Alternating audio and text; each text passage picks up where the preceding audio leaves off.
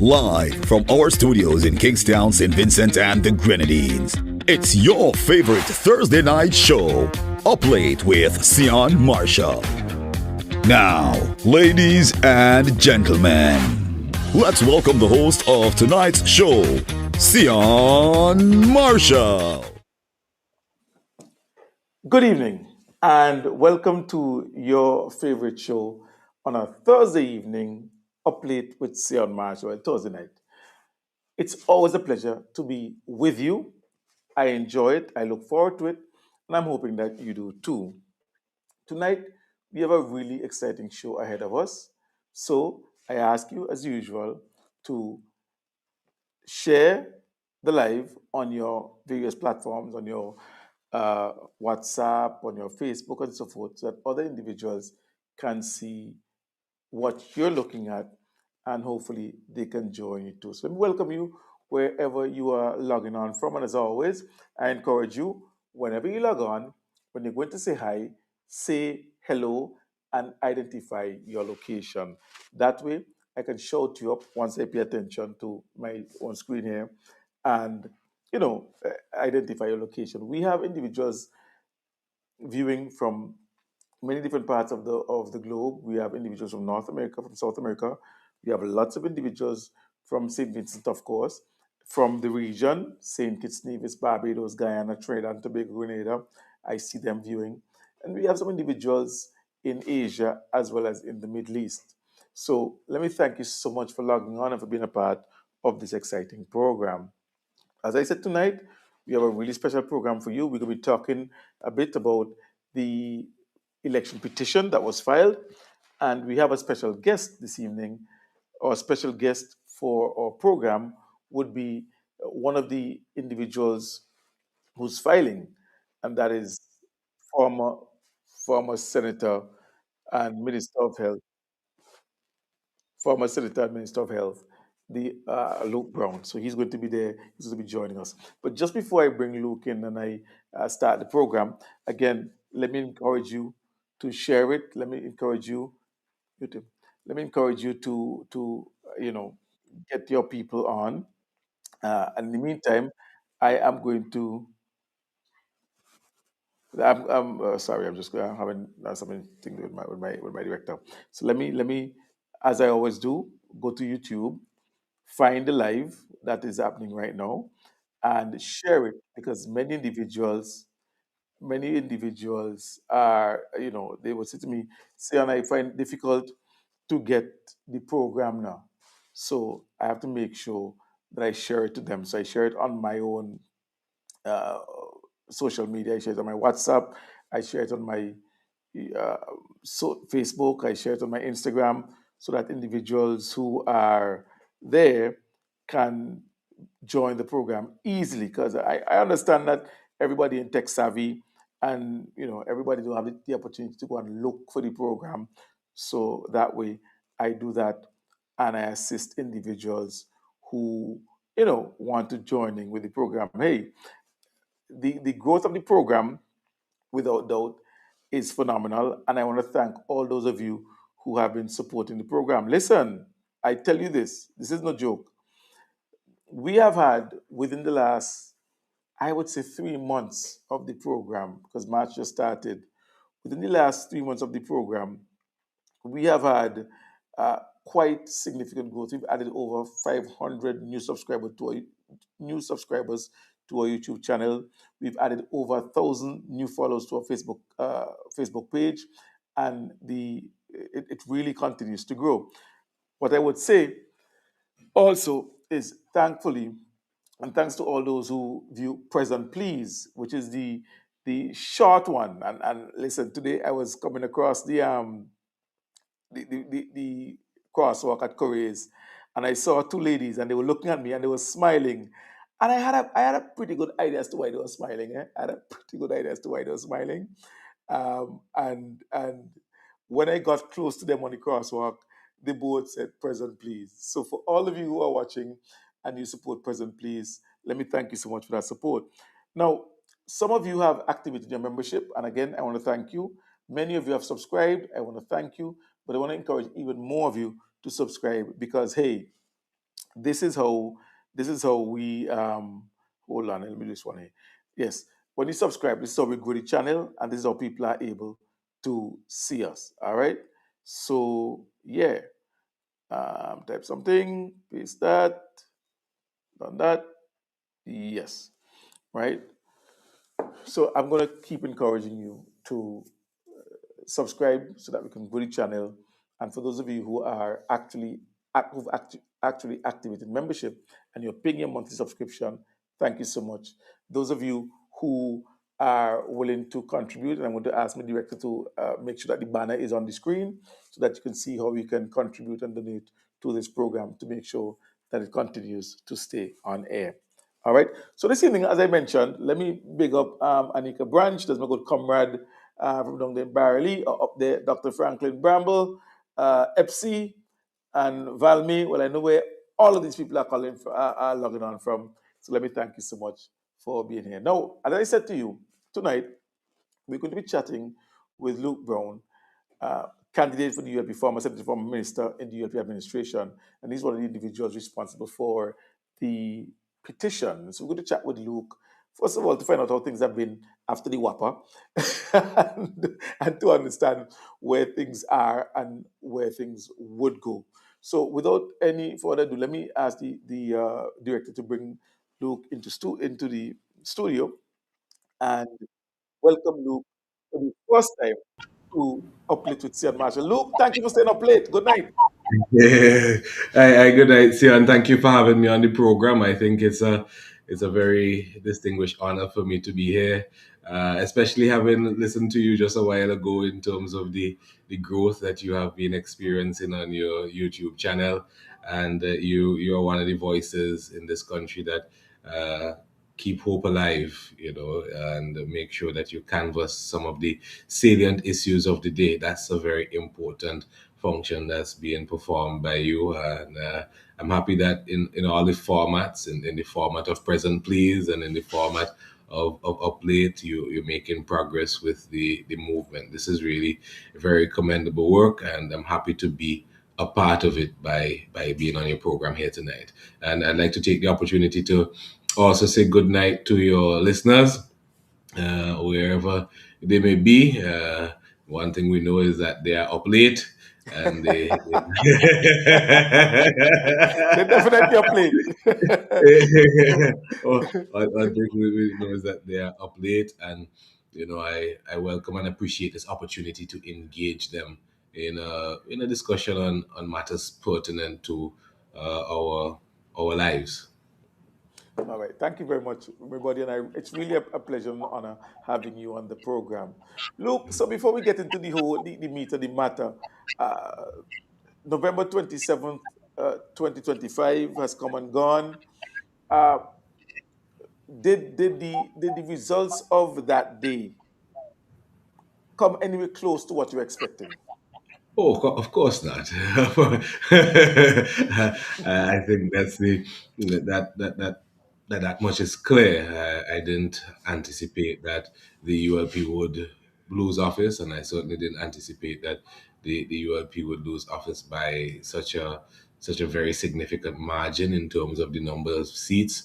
Of course, we have to retain the correct focus and perspective about the results. We have to recognize that there's still a significant number of Vincentians that voted for the Unity Labour Party, that percentage being somewhere in the vicinity of 45%, just under 45%, if I recall correctly. So this was nothing by way of a wipeout by any stretch of the imagination.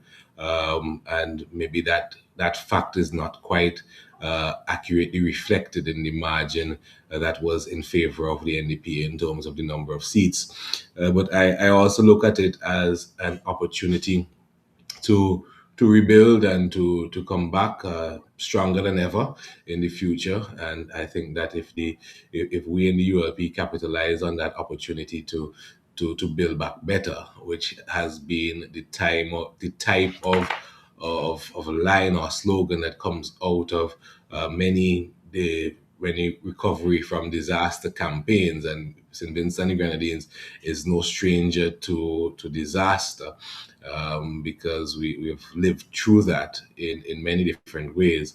And certainly from a ULP perspective, the results of the elections can be equated to something akin to a political disaster, surely for us, and it's an opportunity to build a structure that is resilient, even more resilient in the future.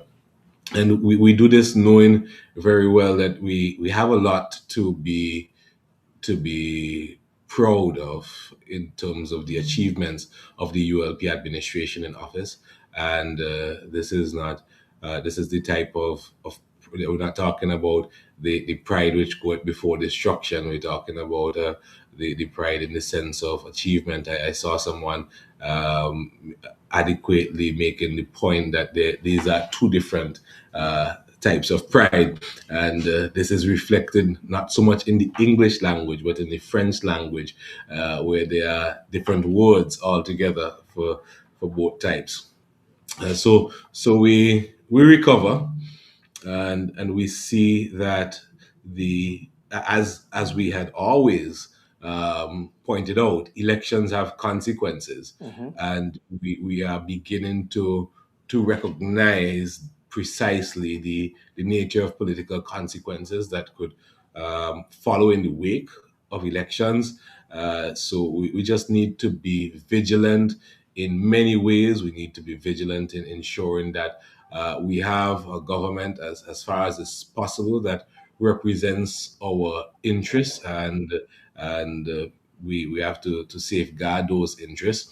And I think that there's some mechanisms which are being put in place to do precisely that, including mechanisms associated with the People's Defense Committee, being led by Subutu Caesar, and also putting in place the framework for a shadow cabinet. I think that these things are vital as we seek to take a fresh guard in the political vineyard of St. Vincent and the Grenadines.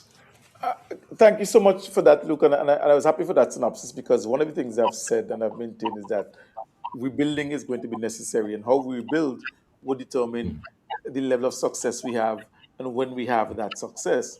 But before we even get into that aspect of it, what has Luke been up to since the elections? Well, you know, I've always kept busy in terms of pursuing what I consider to be my mission in life, and that mission has many different dimensions. You may know, and I'm preparing to receive you at the bar. And you are not yet quite finally eligible to drink from the cup of law, and to address and have a right of audience before the various judges, and magistrates. But I understand that you are in the final phases of preparing for your call, and I look forward to welcoming you. I've spent a lot of time in the past few months continuing to do work within our legal practice. Yeah, and I think you know that we have a 40-year-old legal practice that was set up by my father in 1984, and he has given me the opportunity to run that office at Browne and Browne Law Chambers. So I look for that is a daily challenge as we work to meet the needs of clients, and our clients are wide ranging. It keeps me quite busy, actually. So there is the law practice, and then I'm also being involved in naturally the maintenance of the political practice, including the maintenance of the constituency office, which we have done without any break for many years, making sure that we serve the interests of the community. And of course I've been busy with other matters of business and investment as well.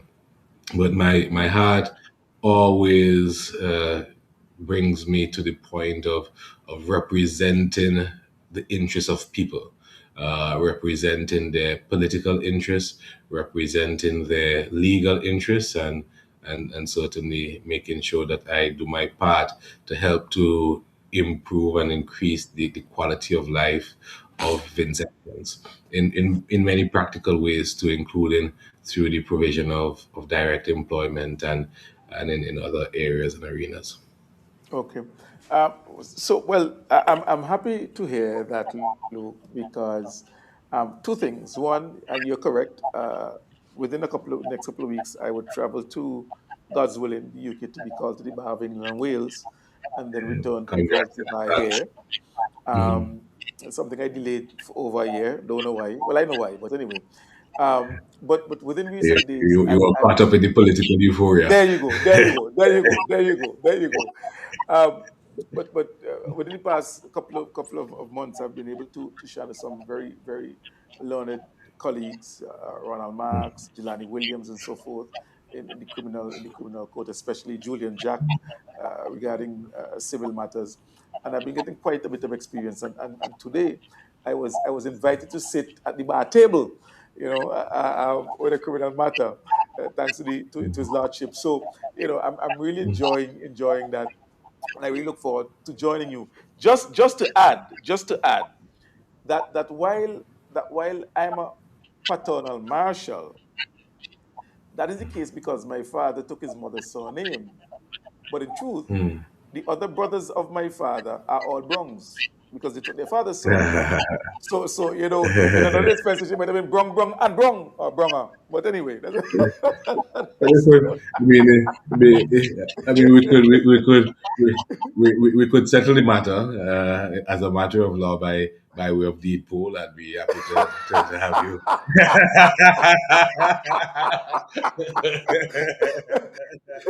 I look forward Yeah. to that, my brother. I look forward to that.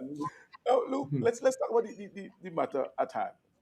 Uh, Following the elections and even before the elections, the government at the time, the ULP, had introduced the notion that they will be filing petitions against the nomination of two members of the then opposition who are now in the government, Fitzgerald Ramble, who was the Minister of Foreign Affairs and MP for East Kingstown, and the MP for the Northern Grenadines, Godwin Friday, who's now the Prime Minister. Give us an explanation as to what this petition is all about.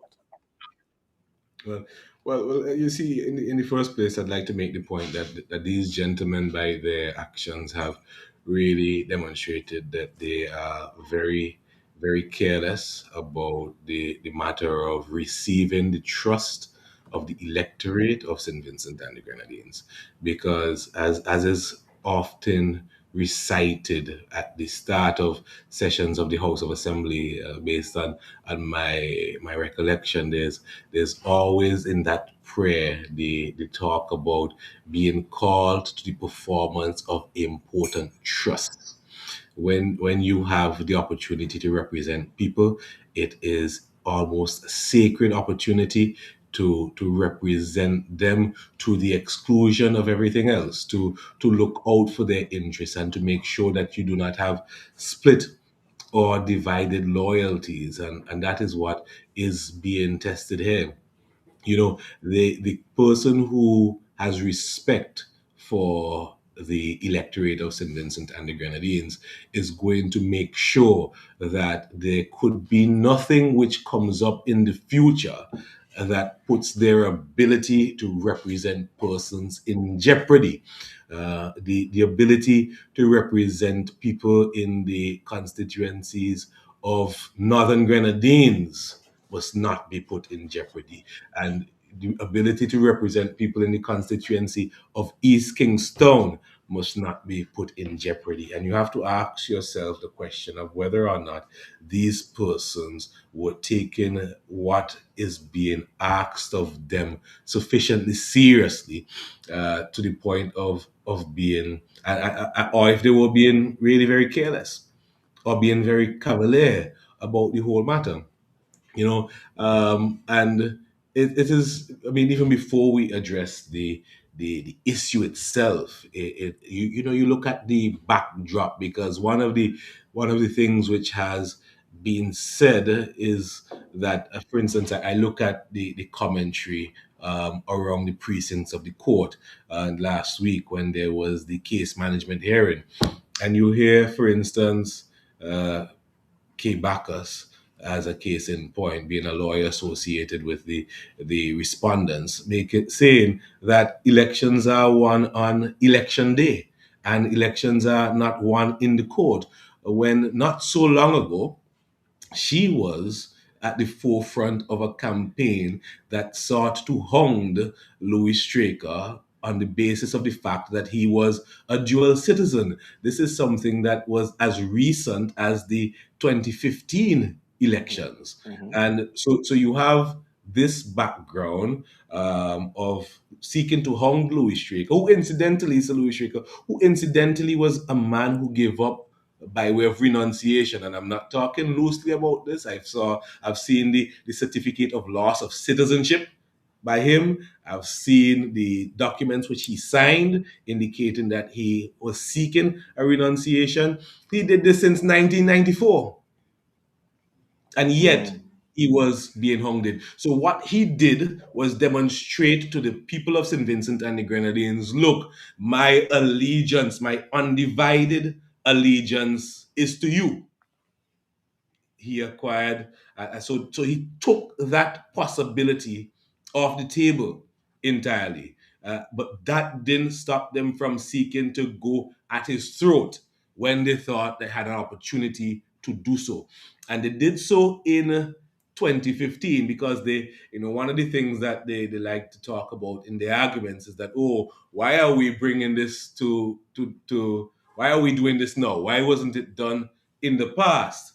But you could ask a similar question in relation to the very man that they were attacking not so long ago, because he was a representative since Since 94. 1994, Mm-hmm. and you never address the matter, but you are coming to ask us why we are addressing. And there are good reasons why this might be the most propitious time to take this matter up into the court. But Now, so before we Louis go Staples. forward to that to the reason why no, because that is also a question I'm heard asking. I've heard been asked as well.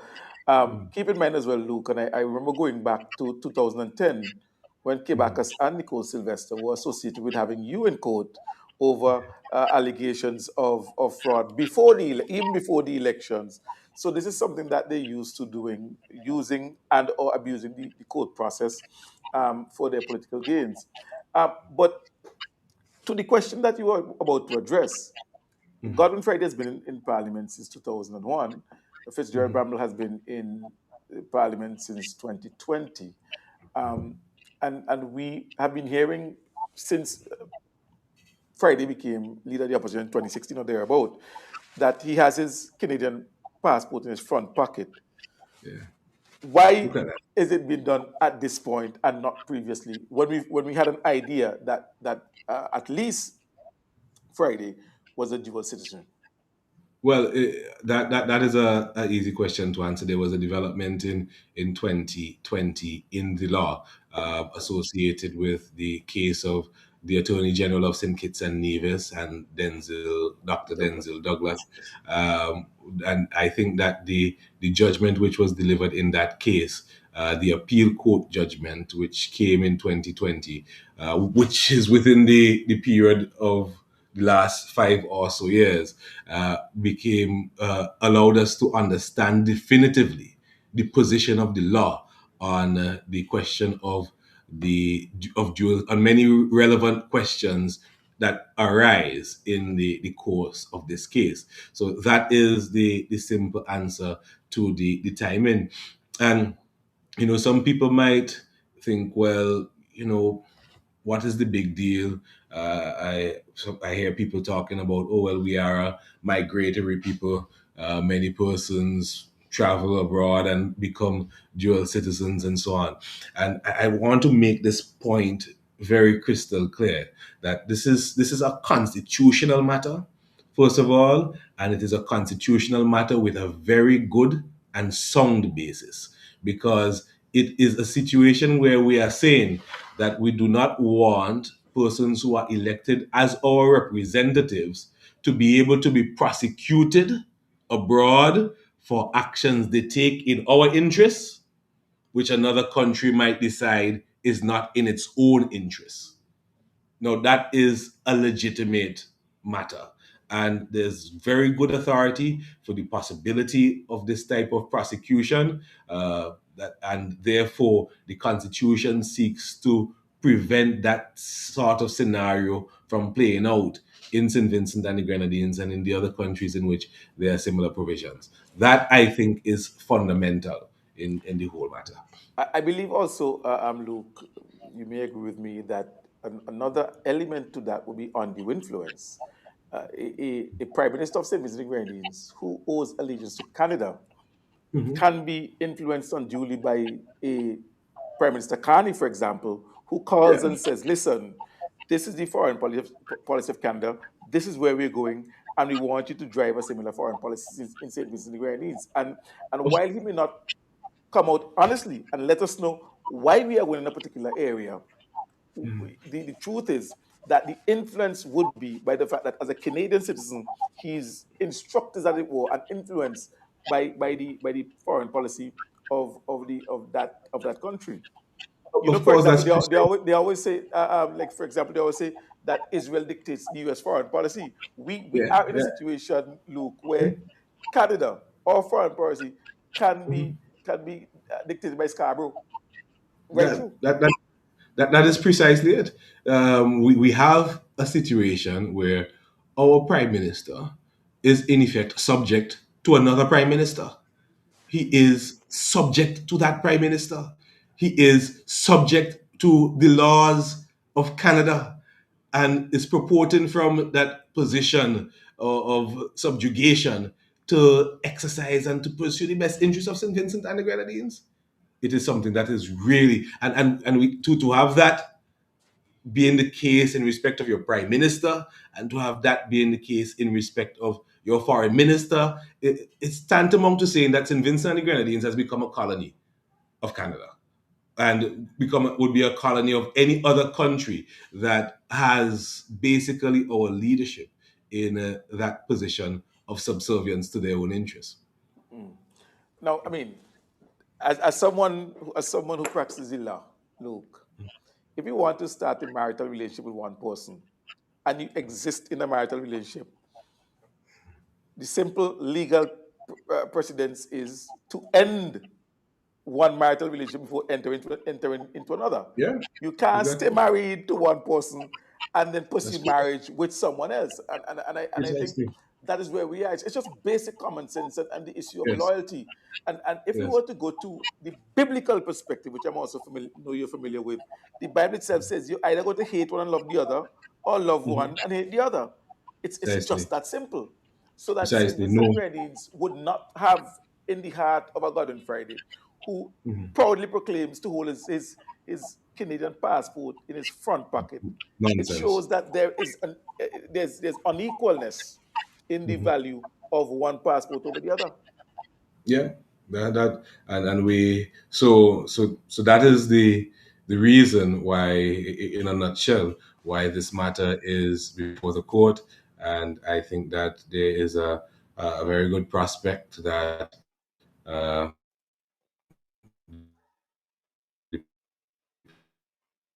petitioners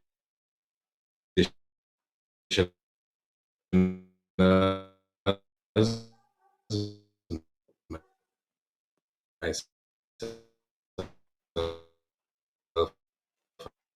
and I think we're having a little problem with Luke's internet there. I hope it's not mine.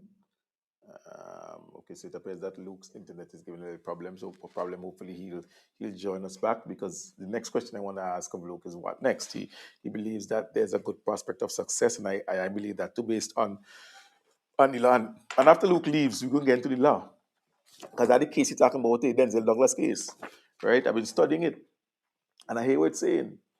So we go talk about the case. We have him back. All right. Luke, yeah.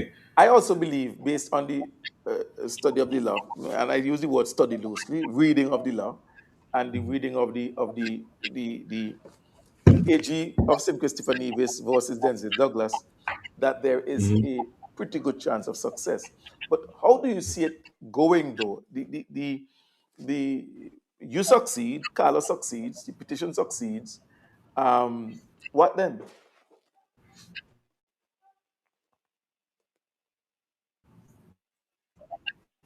Sorry, I'm not. I was hearing you so clearly. Okay, see me having a little internet problem there. Let me apologize, but we're gonna sort it out. We're gonna come back because I want to know what is the expected result. How does Luke expect the court to address this in terms of a judgment? Look, in terms of a judgment, you get judgment in your favor. What is the expectation of the way the court would order it to go?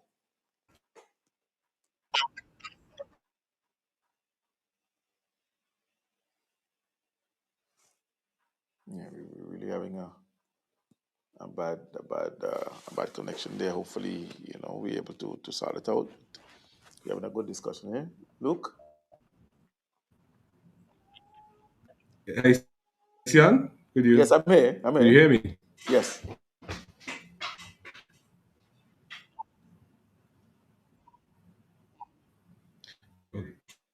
Okay, but just seems as if there's a little uh, connection issue. I'm hoping that it is resolved. Is there a problem with the internet? Yeah, it seems that your internet ain't flowing. Not to pun or anything or suggest anything. I'm just using the fluidity as a metaphor to describe the internet. So I don't know if it ain't flowing.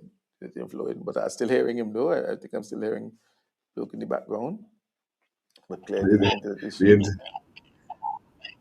the, the, could you hear me now? I'm hearing you. Okay, okay, that's good. And you're still hearing me. It seems I'm as hearing if you. we are up late, but the internet went to bed. Yeah, I hear that. I hear that. I hear that. I hear that. Yeah. So I was asking Luke I what. just want to make sure. Yeah, well, Yeah, I was asking, what do you see as the direction? Best case scenario, the petition is successful. Where do you see the court ordering what direction do you see the court ordering things to happen regarding the filling of the seat if once the court has ordered that the seat be vacated because the individuals were improperly nominated? well, it's a scenario that is somewhat akin to the scenario that will play out in, say, in terms of explanation in the Olympics. If you have a 100-meter final race and there's somebody who won that race, but upon review, there's the discovery of that individual may have run outside of the designated lane, for instance, then it would be a situation where the person who placed second in that race is eligible. To bring to our particular scenario here, I anticipate that there will be a case where the other persons who are on the ballot and who therefore placed second in the political race are seated in parliament.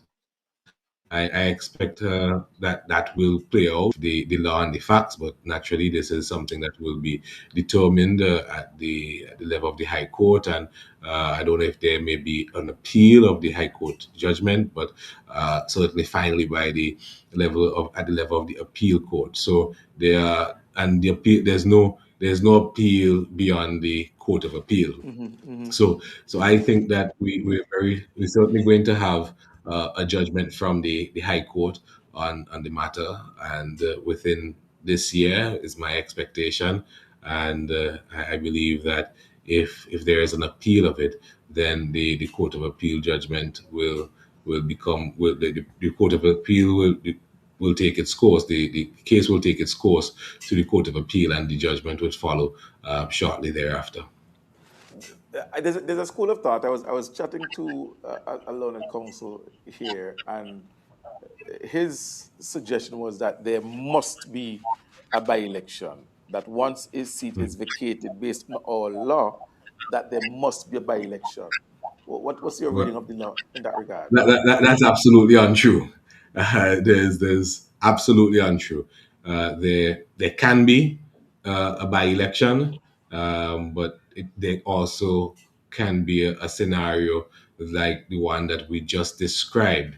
And as I mentioned, because of the satisfaction of certain requirements, which include the distribution of notices throughout the constituencies as a prerequisite, and including the form and the content of the notices and so on, I think that it is very likely that there's a very good prospect that we could have a scenario where the court makes the ruling that Carlos Williams in the case of the Northern Grenadines and me in the case of East Kingston are seated. Well, look, so I did some reading, as I said, and that is the impression I got from Section 59(2) of the Representation of the People Act, which states, at the conclusion of a trial, the judge shall determine whether the member of the House whose return or election is complained of, or any and what other person was duly returned or elected, or whether the election was void, and shall certify such determination to the Governor General, and the return shall be confirmed or altered, or a writ for a new election shall be issued, as the case may require, in accordance with such determination. So it gives me the impression, based on the reading of this section, that you can have a voiding of the election, or you can have the ordering of a new writ, so Yeah. that either can happen, and it's not a compulsory or mandatory by election. And that's consistent with the thrust of the case law as well. So we and this is really going to be a very definitive, a very important judgment. I think there's going to be a lot of interest from other countries, not only countries outside of St. Vincent and the Grenadines, countries in the Caribbean and countries in the world. It will be an important development for our jurisprudence. The case of the members of the government hinges on the essentially hinges on the idea that Canada is not a foreign power or state, And I was going to and get to that. Yes, that you because we are could members of the Commonwealth, that somehow we're not because it's not a foreign power. I don't know how membership in the Commonwealth is in any way adjusts or alters the definition of foreign power or state. That might be a new proposition for us to put to our students who are doing social studies in school. That this idea that we have of what is foreign is not really the proper idea. So and there is that which is at the heart of their case, and like I mentioned, I do not think that that will hold out in the court of law. Well, based on the reading of the judgment of Douglas, Attorney General versus Douglas, at chapter 32, at paragraph 32 rather, the judgment says this: that the Commonwealth of Dominica is a foreign power or state is not an issue in this appeal, though the Yeah. point was taken in the court below. So that Yes. the court, the first instance court, High Court, Yes. took I that, quote, saying, yes. well, they're part of the Commonwealth. But the appeal court is saying that's not an issue. It is clear, says the judgment, in any event that Dominica is a foreign state for the purposes of the Constitution, Yeah. notwithstanding the fact that Dominica is a member of the Organization of the Eastern Caribbean States, of CARICOM, and the Commonwealth of Nations. So, Yes. I, Yes. I mean, it's interesting that you have a situation in St. Kitts where that exact situation was adjudicated on, Yeah. but in St. Vincent, lawyers are going to raise that as, some sort of strength of the case. Yeah, well, as I mentioned, it indicates the level of carelessness on the part of the members of the government, because they had been exposed to this judgment, and to go to the particular point that you are making there. The case that you read from, you quoted the excerpt from paragraph 32 of the appeal court Yes, the appeal judgment court. in Yes. the Denzel Douglas case, and that case basically upheld the view on foreign power or state, which was established in the High Court of that matter. And I mentioned that because I just wanted to cite, and I'll quote it here precisely. I just wanted to cite what that High Court judgment had to say in relation to the how you go about the determination of what is a foreign power or state. It Mm-hmm. says, importantly, well, this is me saying, I'm quoting an extract from a paper that I wrote. Importantly, the court has said that in the determination of what is a foreign power or state, the correct focus, and this is what we have to zero in on. Mm-hmm. The correct focus is the question of international and domestic sovereignty. That is what was highlighted in the court case at the High Court level and Right. upheld at the Upheld. appeal. Mm-hmm. The correct focus, the proper focus, the appropriate focus is the question of international and domestic sovereignty.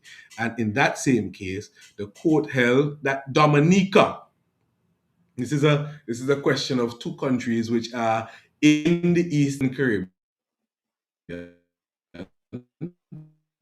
together, which are in the CARICOM together. Yeah, we have a little bit of an internet problem there with Luke. Um, but he was making that point, and I hope you continue to make that point because, I mean, Canada and St. Vincent and the Grenadines are members of the Commonwealth, which is an organization that doesn't have the type of regional integration that, let's say, the OECS has. The OECS has a common currency. There's a common a common jurisprudence. The High Court, the Supreme Court is the OECS um, court. You know, we have a common market. We have free movement. All of these things exist within the OECS, and yet the court found that two countries that have the same currency, that have the same code, that have a free market where people move freely without having any border restrictions and so on, are foreign powers. How are you going to tell me that Canada, where we have a different currency, a different code, a different constitution, there's no free market? As a matter of fact, you have to get visa to go to Canada. How are you going to tell me that is not a foreign power? How? You know, I just wish Luke could come back so we could finish up this segment because I want to go through the whole thing. I want to go through the whole thing, and I know for the last couple of weeks I've been going long, but I don't plan to go. I don't plan to go. Are we hearing you now, Luke? Are we hearing you back on? Are we? Yes, yes. So Luke is back with us. Sian, Yes, I'm hearing you. Sian, are we back together? Yes, we are back together. We're back together. Boy, I tell you what, this internet thing here. If it next time I'm going to be up late, I have to make sure I put layers of internet. Just make sure two things. Make sure that there's the right code on the internet. That yellow is the code.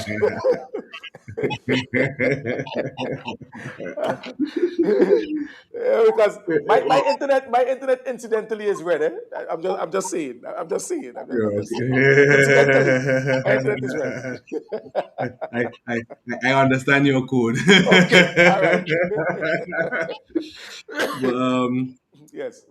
but yeah, so I think I was really getting into the some of the meat of the matter as far as the judgment is concerned, to get to sort of inform the expectations of persons who maybe looking on at this case. And the I was making the point that in the High Court, in respect of the Denzel Douglas case, we'll just refer to it that short form, made the point that the correct focus in respect of what is a foreign power or state has to do with the matter of with the question of international and domestic sovereignty. Mhm. That was the first thing. It went on in that case to say that Dominica was a foreign power with respect to St. Kitts and Nevis, because the respective exercise of sovereignty by these two countries is completely independent of each other. Yes. Yes. So it is a question of sovereignty. And in the case of Dominica and St. Kitts, the exercise of sovereignty was completely independent of each other. And then this, of course, was upheld by the Court of Appeal, as you were pointing out there. And that court did not just uphold what happened in Dominica, but it made the profound statement to provide crystal clear clarity for all to see that that Dominica was a foreign state for the purposes of the Constitution, notwithstanding the fact that Dominica was a member of the Organization of Eastern Caribbean States, the Caribbean Community, and the Commonwealth of Nations. You want anything that is clearer than that? And I was making the point, Luke. I mean, where the OECS is concerned, we Mhm. have free movement. So Vincentians can travel, Kittians can travel to Dominica and just go and set up shop and work. Yeah. There's a common code, there's a common Hmm. currency, there's Hmm. a common they're both members of ECTEL, they're both members of Hmm. ECA and so forth, Yeah. which doesn't exist in Canada. As a matter of fact, to go to Canada, you have to get a visa. So if the code is going to tell you that for the purpose of St. Kitts and Dominica, they're sovereign and independent and a foreign Mhm. power, how much more is that going to be for Canada? Yeah, precisely. And you know they try to make the point, and I think this is a case of a drowning man grasping at straws. They're trying to make the point that our constitution is different from the constitution of St. Kitts and Nevis, in that our constitution allows for the possibility of Commonwealth citizens running in our elections. So they say in St. Kitts and Nevis, only petitions and divisions, I suppose, could run. But in the case of St. Vincent and the Grenadines, the possibility of running is open to Commonwealth citizens. So if running is open to Commonwealth citizens, they argue, how could then a Commonwealth country be defined as a foreign power state? And we have to say in response to that the pool of potential candidates does nothing to affect what the judge says here in the ruling, that the person to determine what is a foreign power state, you have to look at the question of sovereignty Hmm. and the exercise of sovereignty. I mean, presumably, uh, a person who was born in Barbados, a person who was born in Grenada, a person who was born in St. Kitts and Nevis could participate in our elections, but they could only participate in our elections if they are not under, by virtue of their own act, Yes, an which is important. acknowledgement, which Yes, is important, yes, if they are not under, by virtue of their own act, an acknowledgement of allegiance to a foreign power or state. right. And that those things were elucidated in on page 13, paragraph 26 of the appeal. And I'm Mhm. sure I Mhm. read the first instance judgment as well, but I don't have that with me. But it says those are the three things. There must be a Mhm. voluntary act by the alleged disqualified person that amounts to an Yes. acknowledgement of allegiance. Yes. And so I remember when they started to hung Camilo as well, that the point that was made was, but he didn't. make any voluntary act. Precisely. He was And born and there. notwithstand and notwithstanding that, out of an abundance of caution, he renounced his American citizenship, or citizenship of the United States of America. So he didn't have the matter of being under an acknowledgement by virtue of his own act did not arise with him, but yet out of an abundance of caution, he took this step, and out of a respect for the mandate that he was seeking from the people of the constituency of East St. George, he took the decision that he was going to renounce his American citizenship. He did that, though there may be some readings of the law which say because it wasn't his own act, he did not have to do that. But he did that. He did that. So he did that in relation to his position. And we have a scenario where people want to be the prime minister and foreign minister of our country and not taking a similar respectful step. I think it's very untenable. I agree. I agree. I agree, Luke. So you said you believe that by the end of the year you should at least have the first instance judgment. When is the Oh yeah, next hearing scheduled for? the hearing is scheduled. A case management hearing is scheduled for in the month of May. I think around the 19th of May.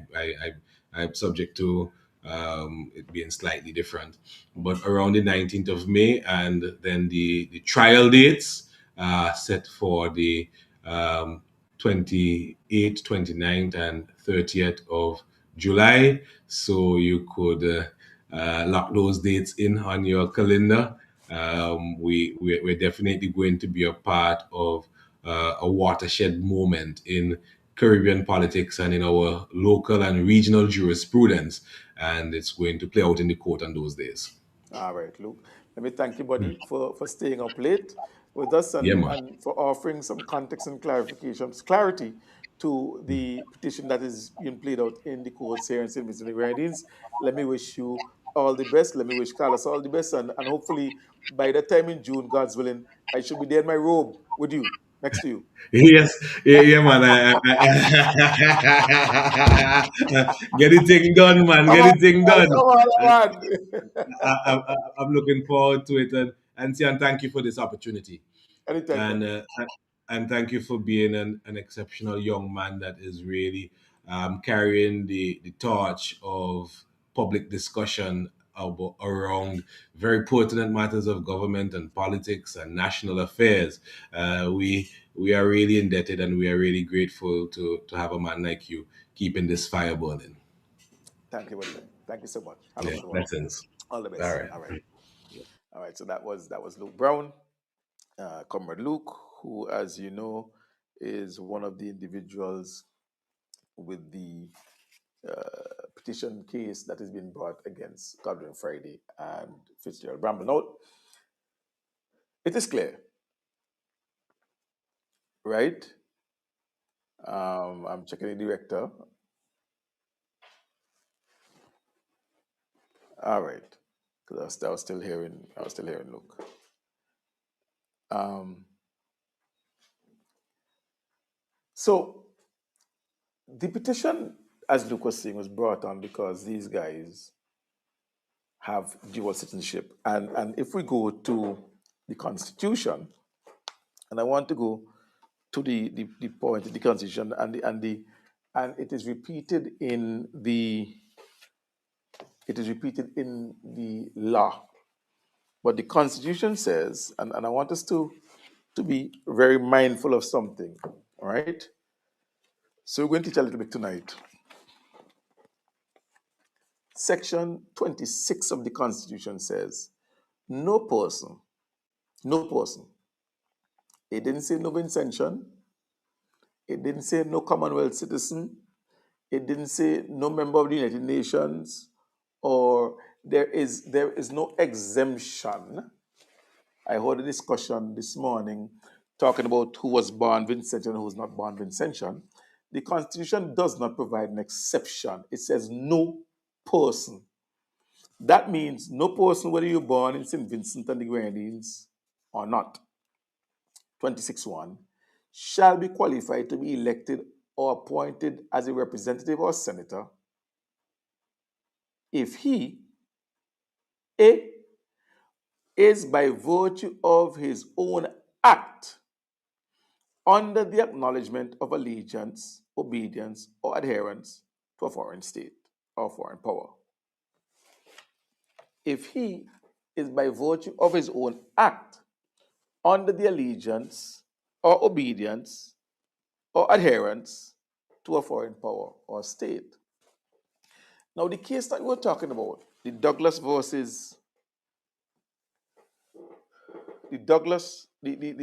Attorney General versus Douglas, on that matter, this is what the judge had to say in the judgment, which is the appeal, right?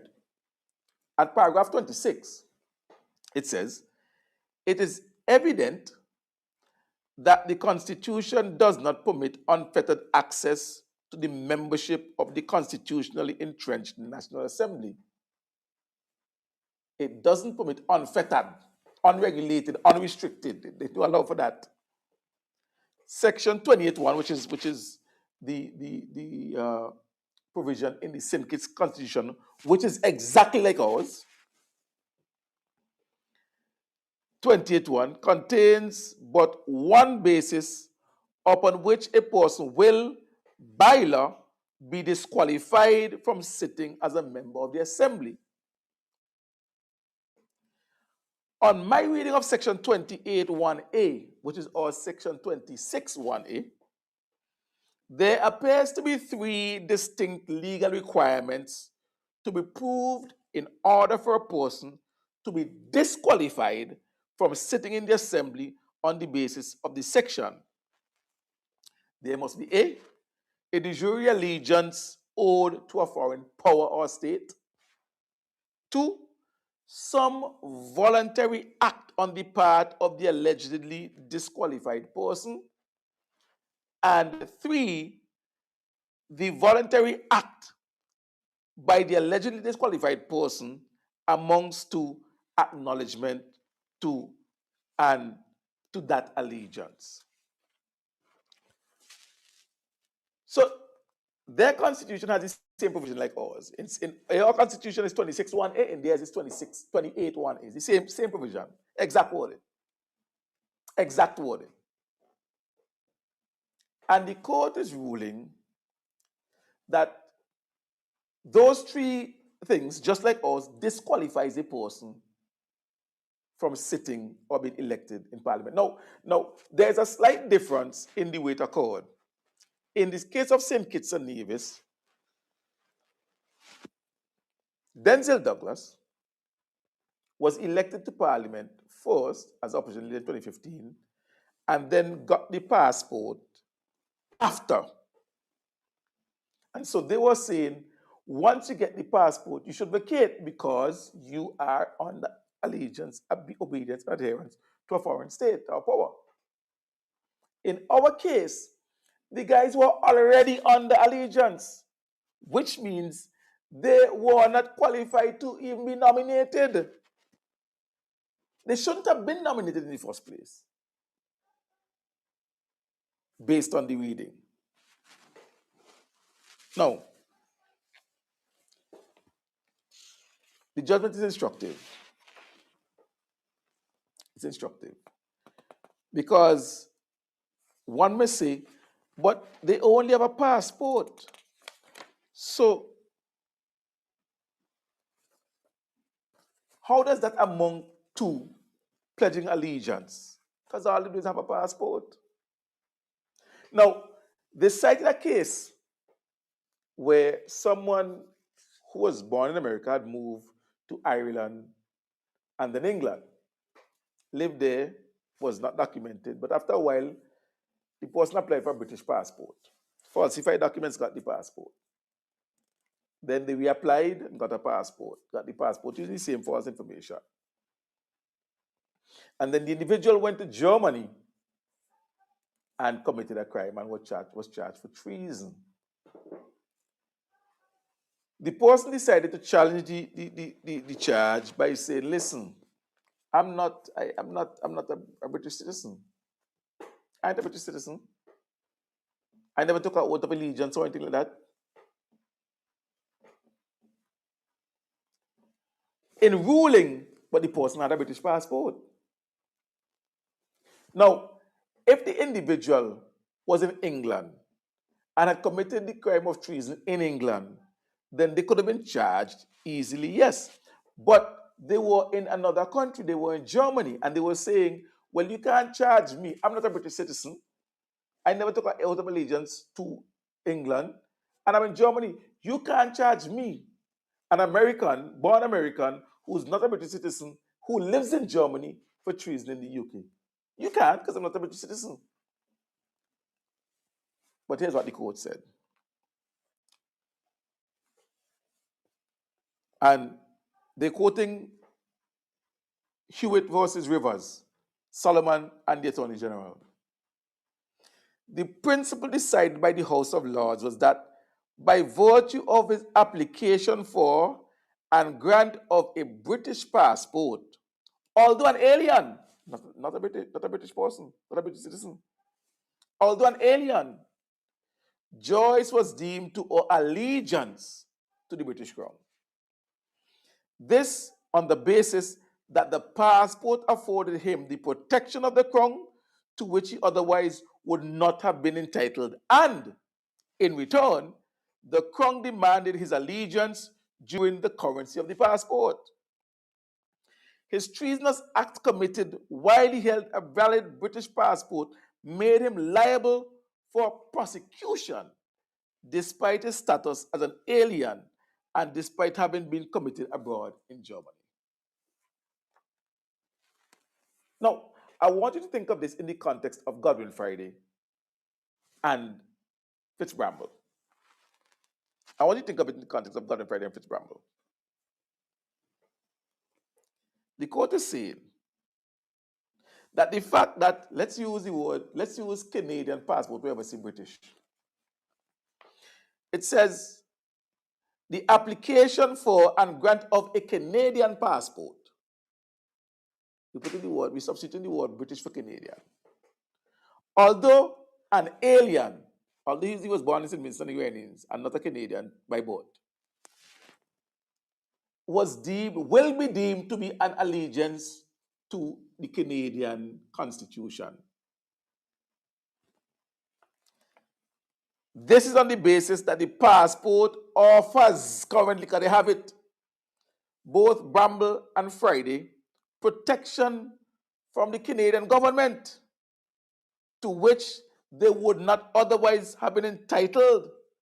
And in return, the Canadian government demands their allegiance during the currency of that passport.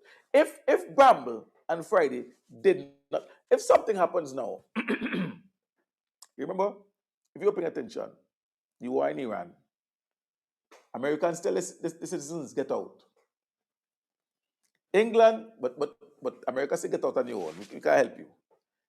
England, on the other hand, says we are going to organize flights for you. Hear me? And so British citizens were able to get on a plane and fly to Britain. Canada might have done the same thing. I remember when the volcano erupted, there was a story in one of the local blogs. Let me see if I could still find it. Let me go online and see if I could still find it. Hold on. Let me see if I could still find it. It said, Canadian citizen. Hold on.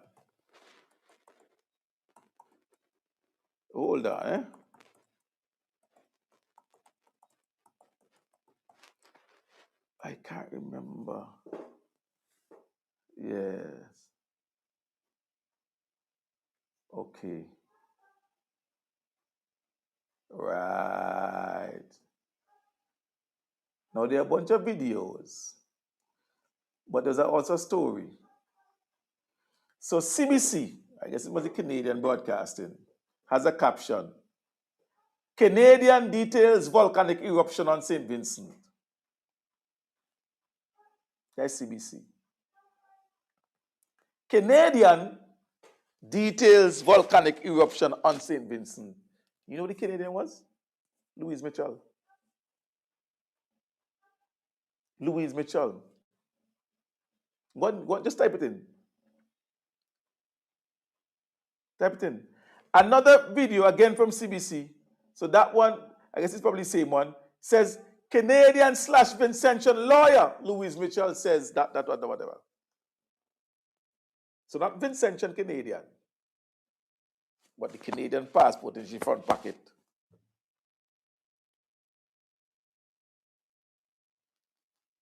The stories published in CBC spoke to a Canadian recounting about issues of the eruption in St. Vincent and the Grenadines. And the Canadian being referred to, however you pronounce it, was Louise Mitchell. If something tragic or catastrophic happens in St. Vincent and the Grenadines, and the Canadian government says Canadians get up with providing flights, Godwin Friday, Fitz Bramble, Louise Mitchell will all be on the flight out of St. Vincent to Canada. I want you to think about the fact that your prime minister can get on a flight from a foreign country and escape disaster here while we have to stay here. I want you to think of the fact that the person that you voted for to lead this country in any disaster or catastrophe will be the first person to get on a plane and leave St. Vincent and the Grenadines because the Canadian government says, come. Why? Because the Canadian passport offers him and affords him a protection that none of us have. Not you, who run up and down and vote from and hug him up and shout the name Friday. None of you has the protection afforded Godwin Friday by his Canadian passport in the event of tragedy and catastrophe. And that is what we're saying. It has nothing to do with Commonwealth or OECS or CARICOM. It has to do with allegiance, obedience, adherence, the splitting of loyalties to a foreign power. Now, many of you, I'm sure, saw President Please. And you heard my theory. Because many of us thought, but why Friday ain't talking? Why Friday not talk? All kind of thing happening in the region. Maduro get kidnapped just after Friday take power. They squeeze in Cuba, starving people, creating a humanitarian crisis. They blowing up boat in the water. All of those things. But I hearing nothing from Friday. And many individuals started to put forward the suggestion that somehow Friday was weak. Friday was coward. Some people suggested that he is completely unaware. I don't know unaware is the right word I want to use. Unfamiliar.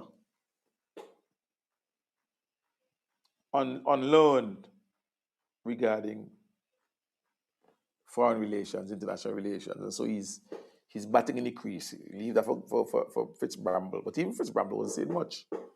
Fitz Bramble was telling you, oh, you know, we listening to CARICOM and we listening to the heads and blah, blah, blah. Say nothing. So you ask yourself, what's going on? And it was while preparing for this program and reading the law, reading the Constitution, reading the Representation of the People's Act, reading the case law, that I recognized that the framers of the Constitution and the way it is done is to prevent exactly that. It is to prevent people from having split loyalties. And I'm recognizing that the Prime Minister of my country, who was voted for overwhelmingly 14-1, may well be one of those individuals with split loyalty. Split loyalty. Imagine foreign policy in St. Vincent and the Grenadines being driven, being dictated by the whims and fancies of the Canadian government, the federal government of Canada. Imagine that. Imagine our Prime Minister afraid to make decisions that may well be in the interest of Vincentians simply because a decision may offend the Canadian government. And as a citizen of Canada, as someone according to the case law, under the protection of the Canadian government, he has no choice but to ensure that his actions are in line with the Canadian government. He can't offend the government and the constitution that you're sworn to uphold. Remember now, maybe I should look for the Canadian oath. So let's look for the Canadian oath and see what it says. Let's look for it. Canadian oath.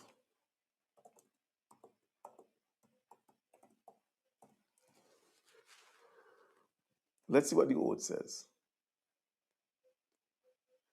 Hold on there.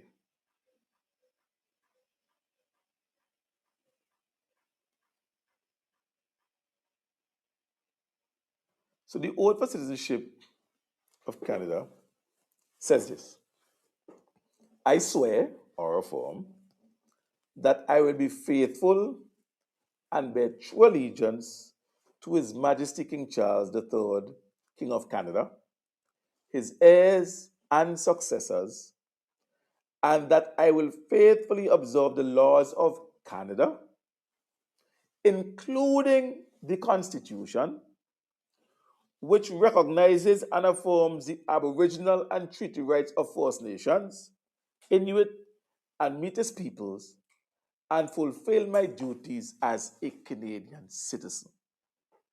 This is what Godwin Friday, whether you want to accept it or not, has sworn allegiance to. And you can't be faithful to the Constitution of Canada while at the same time being faithful to the Constitution of St. Vincent and the Grenadines. And that is where the crux of the matter lies. And that is why the framers of the Constitution said to you that if someone, by their own free will, which Friday would definitely have had to do, does this, swears that oath, is under allegiance, obedience, or adherence to a foreign power, in this case, the Constitution of Canada,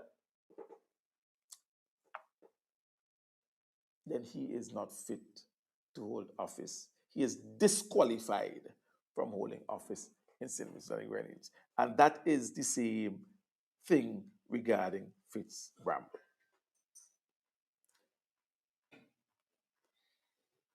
Whether you like it or not, whether you like it or not. So you can't swear allegiance to the Constitution of Canada and then come here, okay,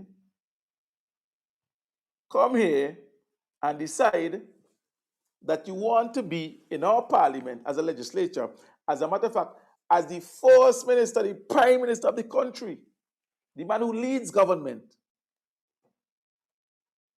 But you are not fully committed to St. Vincent and the Grenadines because you are also committed to a foreign power, in this case, Canada. And they can talk about Commonwealth all they want. Because the case law tells you that even individuals from the OECS, where there are far more commonalities, there are far more intra-regional institutions that binds us together. Court, the High Court, the Supreme Court, one court holding in different jurisdictions, same court. When you go to the bank and you take out your money, you travel Dominica, St. Kitts, Antigua, you ain't got to bother about buying foreign currency, same currency. The same institution sets the monetary policy for all of our countries. When a Vincentian takes up and goes to Antigua, that Vincentian gets the same stamp that an Antiguan gets in his passport. We have free movement in the region. It's like the EU. Dominica, St. Kitts, St. Vincent, members of ECTEL. I know the members are. Add Grenada to that. Add St. Lucia to that.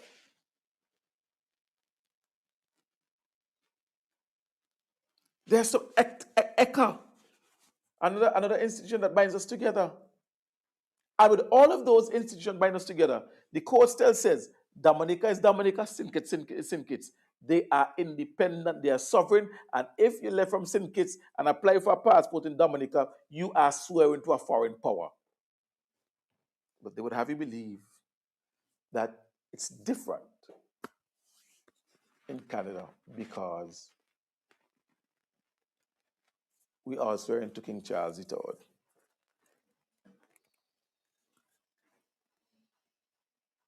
Dominica is a member of the Commonwealth.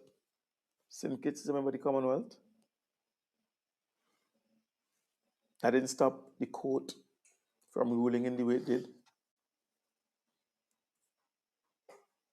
And I like the fact, and Luke pointed it out, that they're not questioning why now. And even when you hear my good friend, my very good friend, Kebakas Betis, my very good friend, Kebakas Betis, she says, elections are won on election day, not in the court, but Kebakas was one of the individuals, and they had lawyers leading the charge in petitions after the 2015 election, suggesting that Ben Exeter and Lauren Batiste won their various elections and took petitions to court, seeking to overturn the results of that election, of those elections. And as a matter of fact, as I said on one of the episodes of Present Please, going back to 2010, they had Luke and Dr. Gonzalez before the court, before the elections, trying all they can to try and disrupt the electoral process. That has been their strategy. That has been their modus operandi. So I hope I didn't get too heavy on the law, because I feel as lawyer. Let me not say I feel, but I've always been one to do. If you're accustomed to morning scoop and so on, you would know. I always bring in cases and law and so on in the studio. So they say nothing new. Say nothing new. But what Luke was saying, or what Luke said, and he said that this morning as well on NDP 97.1 FM, that the case wasn't brought before because there wasn't much clarity in the direction the case should go. But once this case started in 2016 in St. Kitts, and the final ruling was sometime in 2019, 2020, if you see, March 2020. This gave you now a direction that you could go, because you have what is now called common law. You have a ruling of the court that speaks to the exact issue. Now, mind you, every case rests on its own facts. And so the lawyers for the petitioners are going to have to address the facts of this particular case to the law and to the case law. So too, the lawyers for the respondents. No two cases are exactly alike. And it's not because a ruling came out in St. Kitts. It doesn't mean that there's going to be an exact ruling in St. Vincent and the Grenadines. The specific details of the case here must be argued. And the judge, the justices, would then respond based on the law to the arguments put forward by the parties. So yeah, there are differences in the case. Like Luke said, he addressed the issue of the fact that Commonwealth citizens can vote and run in St. Vincent and the Grenadines. And like I said, another difference is the fact that in the case of Denzel Douglas, he was elected before he applied, and so he had to vacate the seat. Would the law treat it differently if someone has the dual citizenship and is nominated? Is there going to be a situation where the law is going to say, well, since they don't get nominated, we're going to do it, but they don't get nominated. So once nominated, the election is fine. Or is the law going to say, good night, Kansas City, Missouri, good night, good night? Or is the law going to say, listen, these people should not have been nominated in the first place, and so their nomination is null and void. They were not duly nominated, so in essence, it's like not being qualified, like Luke said. Oakland, good night, coach your buddy. If somebody runs a race in the Olympics, and that's the example that Luke brought, and maybe that's the best way to explain it. And at the end of the race, they come first. I come second. Somebody else come third. The director come third. Which I doubt very much. I can't run, but that's a different story. But the person who comes first, after the blood test is tested positive for a banned substance, that person is disqualified. We don't run over the race, I would then be given the gold medal. I automatically become the winner of the race because that person is disqualified. And so the thought is that one of the things that happen, there can be a by-election, and that is if, I would say, the judge can rule that. But the thought process is that, well, if you weren't validly nominated in the first place, then you couldn't have been elected because the nomination is void. Hey, Jeff, good night, buddy. And if your nomination is void, then you got no votes, you didn't win, and the individual following you is automatically the one who gets put into the seat. And that can be a real outcome. And it's an outcome. Let me talk the politics now as I close. I find I'm going hour and a half these days, It's bling Maxwell, but that's all right. It's an outcome that the ULP needs to prepare for, either which way. Whether they are told to vacate and a by-election held, or they're told to vacate and the next individuals are then put into the position of MPs. And I'll tell you why. Because I do not believe that the New Democratic Party led by Godwin Friday, and specifically Godwin Friday, having had a taste of what the prime ministership feels like, is going to allow himself to be removed from the position of prime minister and MP, period. Not without a fight. And so I believe that before anything happens, once once they are of the belief that a particular judgment may come, he wouldn't risk being told to vacate and watching Sinclair Leacock be sworn in as prime minister. Because think about it. In the first case, if by-elections are ordered, say okay, vacate Bramblan and Friday go, Canada, they renounce citizenship, they come back, and then they get duly nominated for the by-elections, which are being held.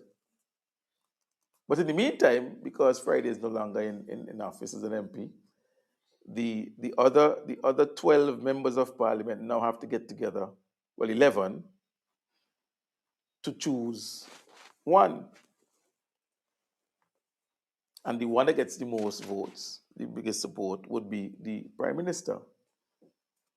And being the vice president of the party, I am sure Leacock expects, and deputy prime minister, I'm sure Leacock expects to be made prime minister. Now they could always say, listen, no, nature is the prime minister, because he's the senior vice president. Of course, party mash up if that happens. But whoever, let's say, the deputy prime minister, Sinclair Leacock becomes the prime minister, and he tastes that for a few months. Do you think after the elections, if Friday wins back, that somehow Leacock is going to school to and say, well, hey, look, I can see it, I've been holding it for you? Never. So I believe that once there is accepted by the respondents that the case may go against them, they will call a fresh election, like what Mayor did. Short election, maybe a year and a half, 2 years, call it. And we go back to the polls. And so the ULP has to be ready. Luke talked about it, and I agree with him that the restructuring has to start. The organs have to be up and running immediately. If there is going to be the election of a new leadership in the party, we're talking about the positions, the chairman, the political leader, the deputy leader, the treasurer, the secretary, and so on. If there are going to be elections, let's get that happening. Let's identify individuals to lead us forward. Even as Dr. Gonzalez remains the leader of the opposition in the parliament and champions the cause of the Unity Party in parliament. But let the Vincentians public start getting used to what the new leadership would look like. And once that happens and they start getting familiar with that new leadership, I said, listen, the party are leaders, there's no doubt about it. The party has leaders. I know Dr. Gonzalez, and in the previous government, there were discussions about Sabuto and Camilo. Luke himself has the potential to be a leader. There's Orlando Brewster, who seems to have quite a following from the base of the party, electrifies the youth, electrifies the base, is learned well on the job, did a fantastic job as Minister of Housing, and sure has the potential for leadership. I've always said, and I said before, and I said over and over, I love Grace Walters. I love her as a very mature, seasoned, well thought out individual. Someone who I believe has the qualities as a leader to take the party forward. And of course, I'm sure the country would love to have a female prime minister of from the indigenous people of our country. The leadership is there. And so once I believe our party starts positioning itself in that way, and we must do so with the full expectation that very soon there will be a general elections once the opposition accepts that this case is going against them, there will not be by-elections. They will not allow any individuals to be moved up into the space. They will call a general election. And we have to be, as the ULP, ready for that. Make sure you've identified who you have for the constituencies and make sure they start going on the ground making the people. Those who ran and were interested in running, don't cut yourself off. Keep on the ground with the people so that the people recognize that you're still there and you're still with them. Until next week, my friends, let me thank you so much for staying up late and for being with us tonight, myself and Luke, on this edition of Up Late with Sehon Marshall. I hope you found it informative and educational. And again, please subscribe. Listen, again, please, please, please. About 69% of the people who watch are not subscribed. Please hit that subscribe button. That is the only how. Because you complain, I don't get the notification when they come on. I always missing the show. That is because you're not subscribed. So subscribe. Subscribe so that you get the notification when the show starts. And those of you who can, activate your membership and support the program. Those of you who don't want to do it that way, a good comrade of mine said, listen to me, I old-fashioned Sehon, but you get the contribution in person. Appreciate that. Those of you who can, the ways to donate are scrolling across. Well, the primary way to donate is scrolling across the screen. You can donate to the program. There was someone who did last week. Let me thank you so much for that donation. I appreciate it. And others who wish to donate can continue to do so. Until next week, God's willing, when I'm back with you. Next week. That might be tough, but I can tell all you. As I come closer, I might have an announcement for all the next week. So as I come closer, I will make the announcement. But hey, I'll go sleep. Thank you for staying up late. On behalf of the director, thank you so much, Luke, and all those of you who stayed up. Have yourself a fantastic good night, a fantastic night, and see you next time, God's willing. Take care.